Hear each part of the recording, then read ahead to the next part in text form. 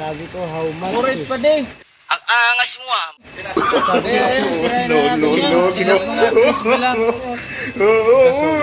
Sino ba gagamit? Sa inyo, gamit mo?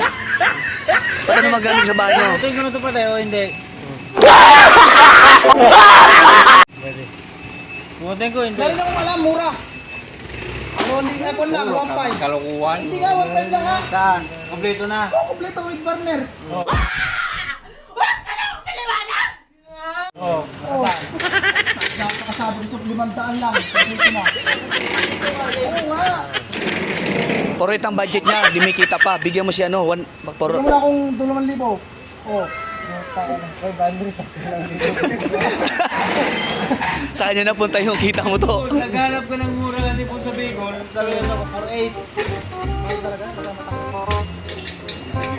Hindi, bili ka lang Jimmy ng ano, ng tangke na walang laman. Tapos Walang tank, punta ka sa... tapos bili ka na ng brand na ano. Oo. Oh. 900 lang yung gano'n niya sa Shopee. Bumili ka to na walang laman, ipadala mo sa Bicol, tapos burner. Oo. Yun ang pinaka-diskarte maganda. Sobra pa yung purit mo. Madali lang pare yan. Oo. Ang angas mo ah. Mga katropa tayo sa garahe, pa-discarte mo na lang. Hindi na ako sa pakalan mo. Hindi nga, yung malaki na yung pambahay. Pambahay. Oo, yun nga, marami mo na.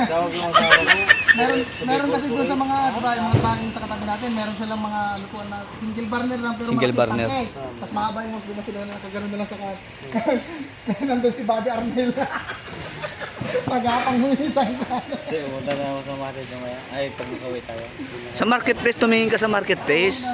Mag-load ka lang, makikita mo Kabuyaw area. Marami dyan yung mga ano, tangke. Kami nga, nung kami na mo, tangke, bumili kami ng tangke, nilagyan lang namin.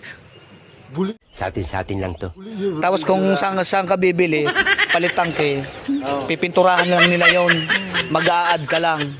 Nag-add lang ako ng mga 300 ata noon. Pinitan ng tangke.